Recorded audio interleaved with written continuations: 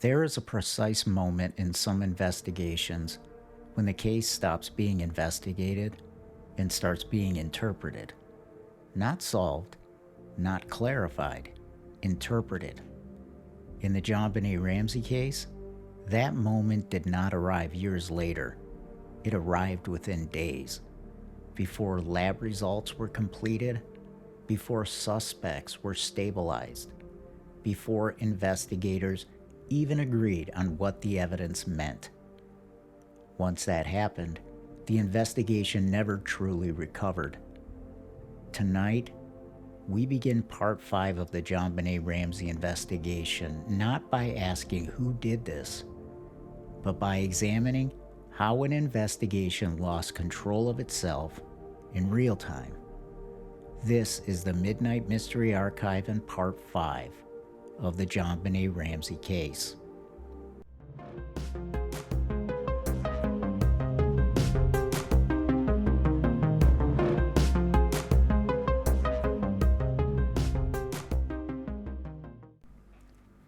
Before we go any further, we need to hit the reset button.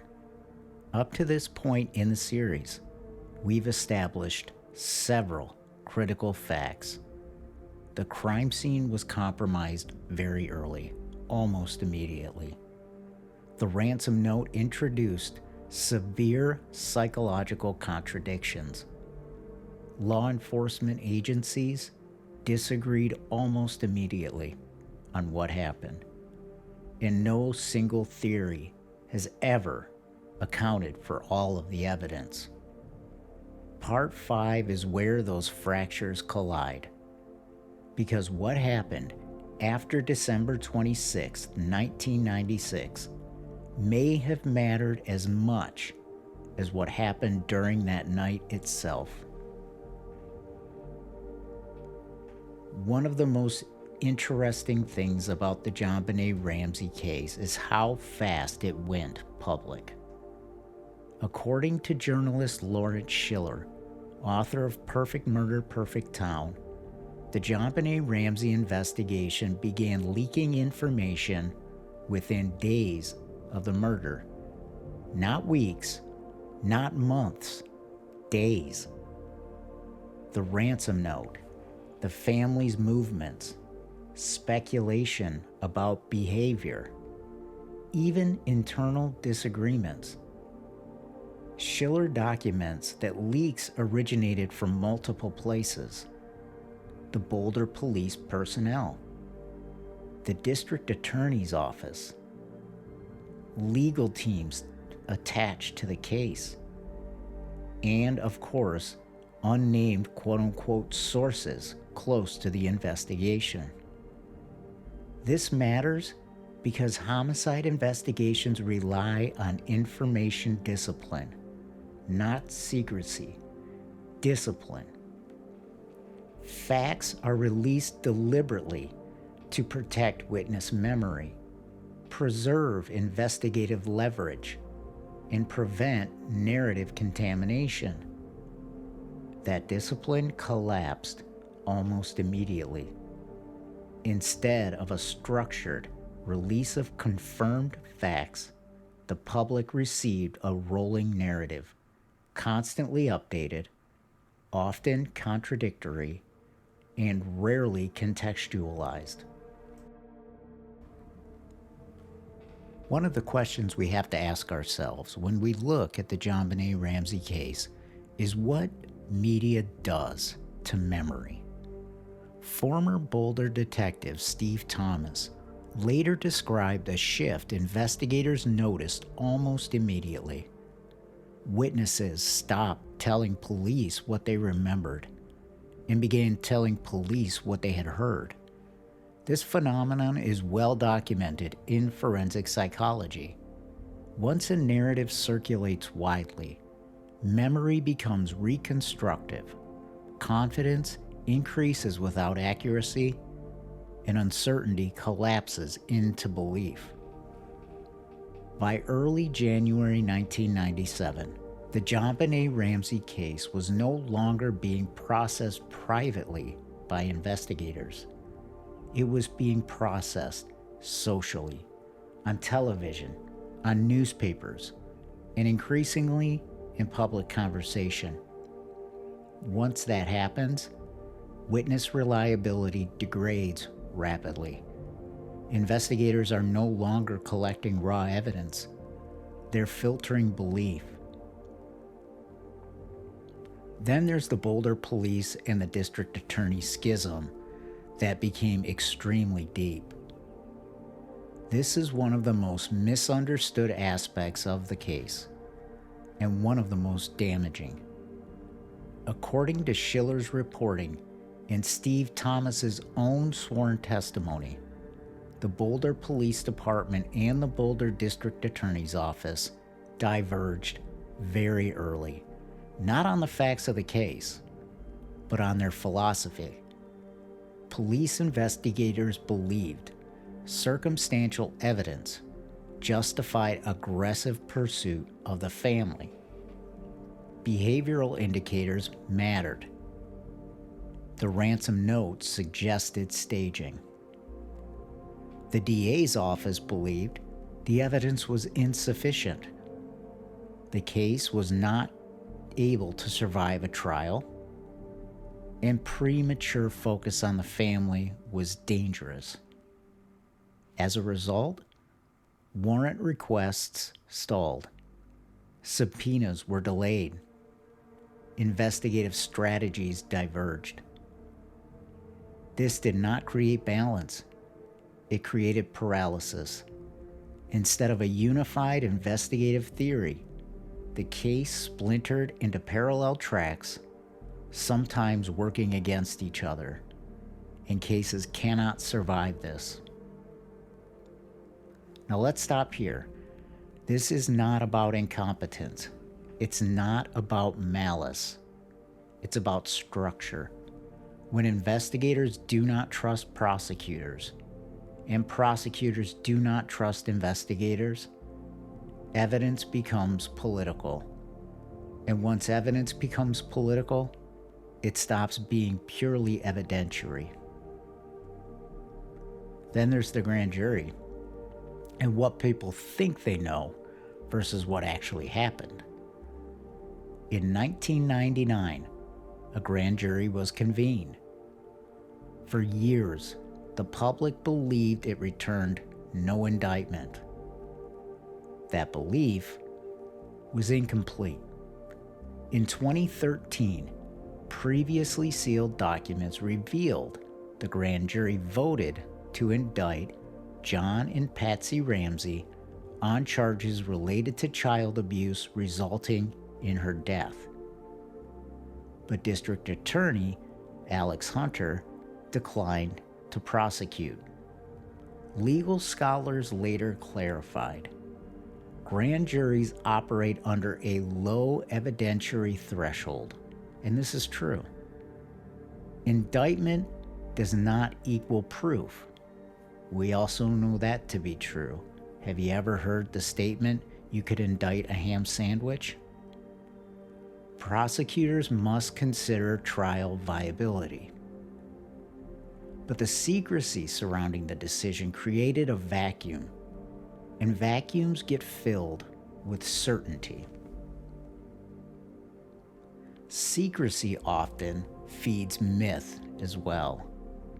According to legal analysts and Schiller's reporting, the decision not to prosecute may have been defensible, but the lack of transparency fueled distrust.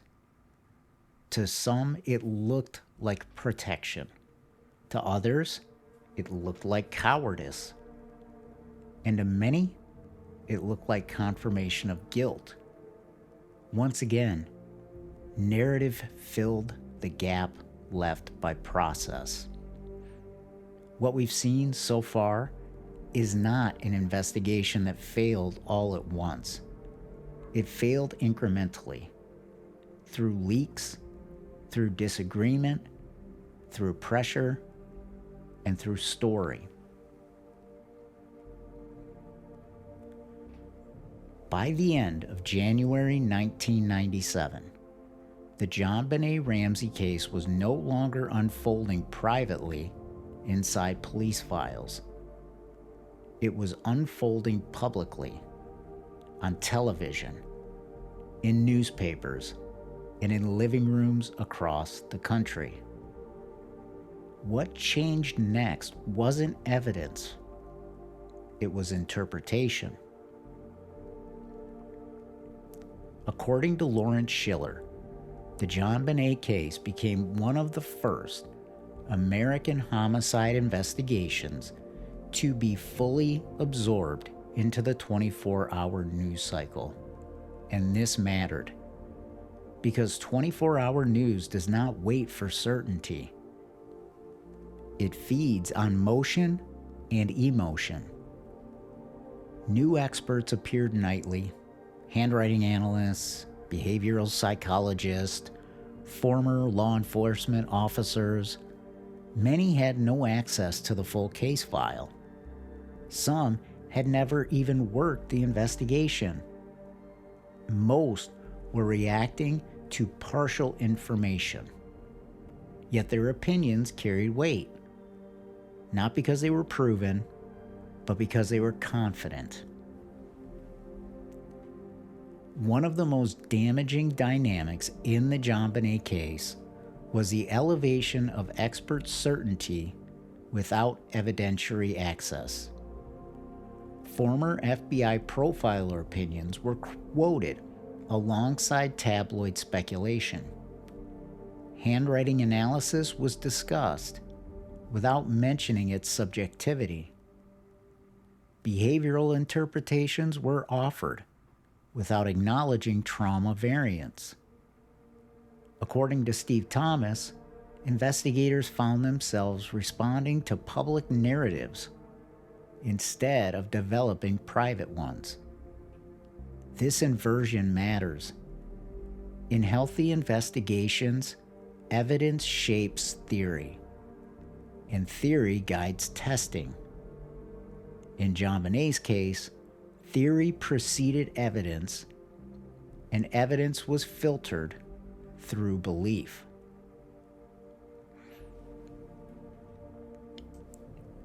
This is the moment when the case truly destabilized. As forensic clarity failed to emerge quickly, behavior filled the gap. The Ramsey family's actions were scrutinized heavily, hiring attorneys, limiting interviews, and controlling media access. To defense attorneys, this was standard procedure. To investigators, it raised significant suspicion. To the public, it became proof. Psychologists have long warned about this phenomenon. When physical evidence is ambiguous, humans seek meaning in social cues. Silence becomes guilt, emotion becomes deception, and inconsistency becomes intent. But behavior is not evidence. And yet in this case, it became central.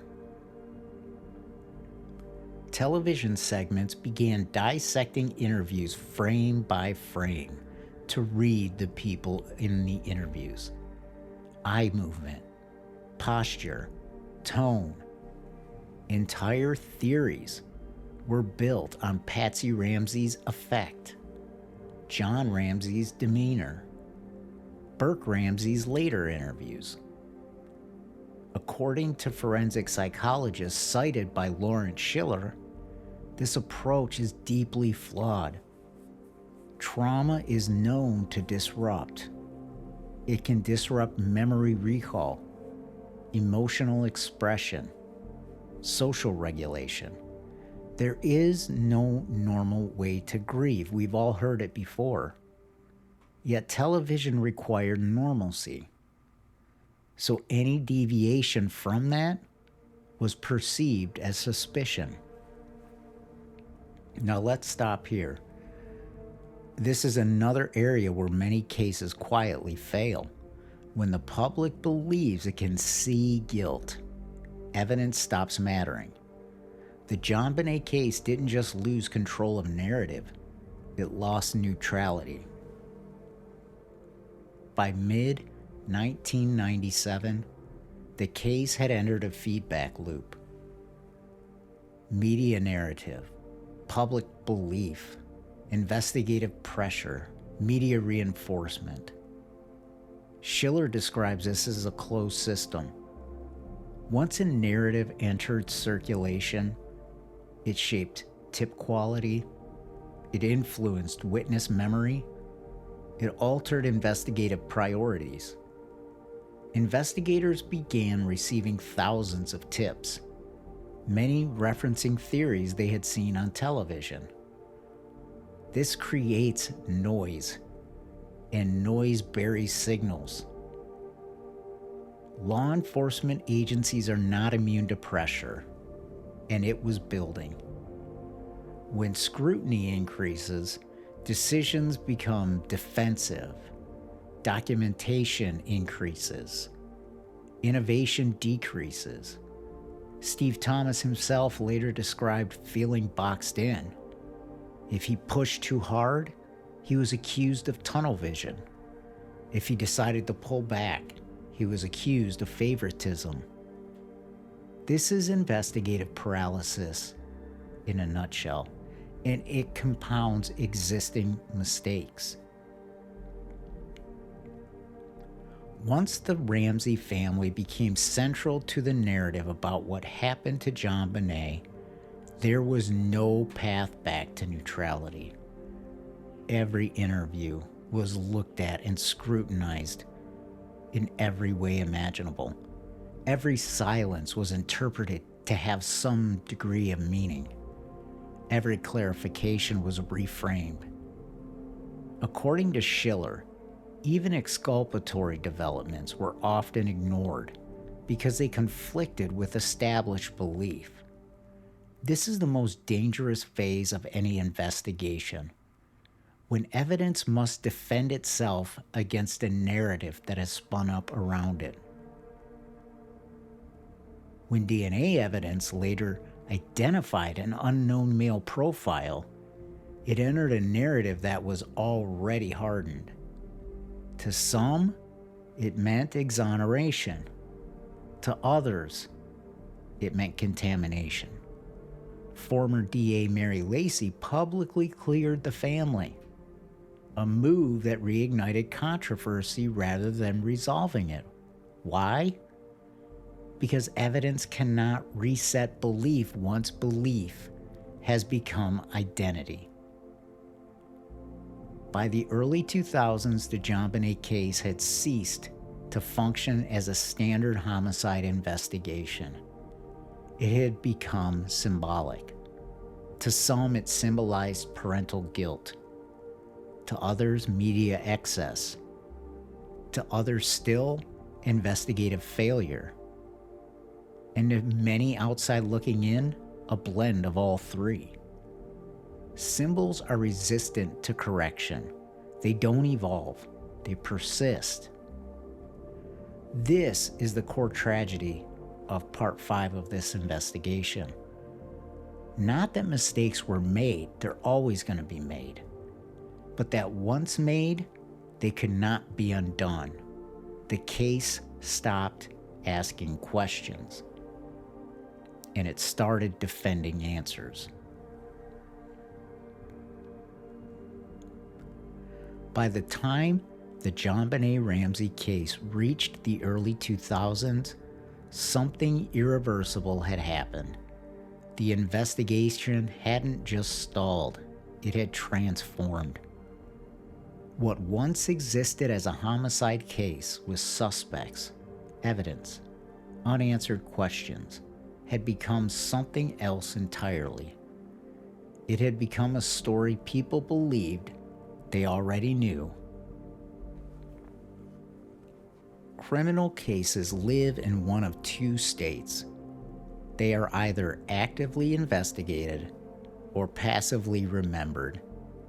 Once a case enters the second category, evidence no longer drives inquiry. Memory does. According to Lawrence Schiller, by the early 2000s, the JonBenet Ramsey case had largely shifted into that second category.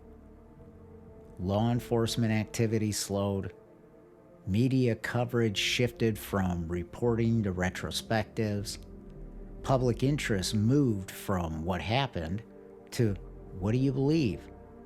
That shift is subtle, but fatal for resolution. Psychologists who study memory reconstruction note that memory is not playback, it's reconstruction. Each time a case is revisited publicly, details are simplified, contradictions are flattened, uncertainty is replaced with certainty. Over time, people don't remember what happened. They remember what they were told happened.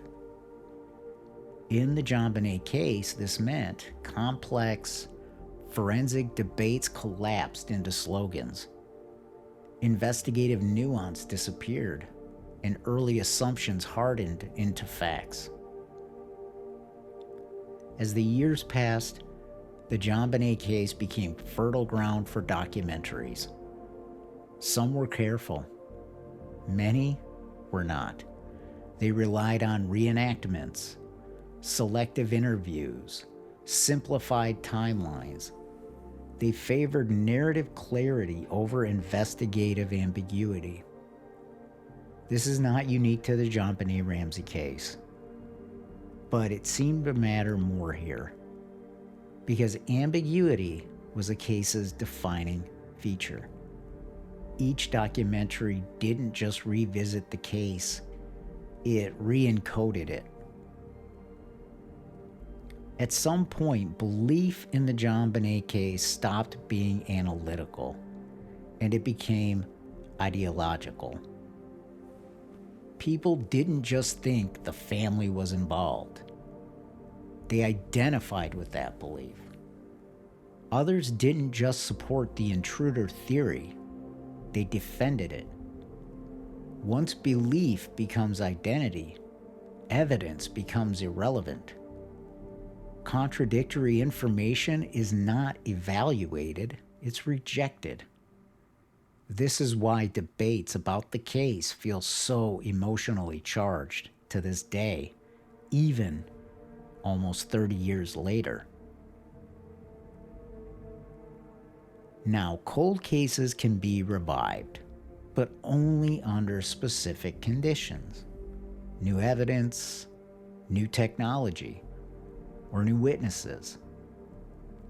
What they cannot survive easily is entrenched mythology. Investigators know this. Reopening a case like JonBenet's means confronting public certainty, a group of people who have already made up their mind, managing media expectations, and navigating decades of belief that have become so entrenched in people that it's going to be very hard to change their mind. According to law enforcement consultants, this creates hesitation, even when new tools exist. No investigator wants to reopen a case only to fight public opinion instead of doing their job, which is solving the crime. Modern DNA technology offers promise, but it cannot offer certainty. In JonBenet's case, and we've discussed this before, samples were limited. The potential for contamination is debated, and the interpretation of that DNA evidence as it exists varies, just like every other aspect of this case. Even if new DNA testing produced clearer results, belief systems might still resist them. Can you imagine a scenario where that DNA evidence is tied to an outside intruder and absolves the Ramseys of any involvement? There are a lot of people who simply would refuse to accept that. Because evidence can prove facts, but it cannot easily undo stories and the beliefs that people have built up. Now, let's just take a pause here, This is the quiet tragedy of the JonBenét Ramsey case. Not that it remains unsolved, which is a tragedy in and of itself, but that it may be unsolvable in the mind of the public, even if answers exist and are confirmed. The JonBenét Ramsey case is no longer just a homicide investigation. It is a lesson, and it teaches us a few things. How early mistakes can compound, how media accelerates belief, how narrative can overpower evidence, and how certainty becomes an obstacle to the truth. These lessons matter. They matter a lot, not just for this case, but for every unsolved investigation that follows. The JonBenét Ramsey case didn't fail because investigators stopped caring. It failed because too many people decided they already understood it. When certainty arrives before clarity, truth struggles to survive. And when story replaces method, investigation becomes a performance.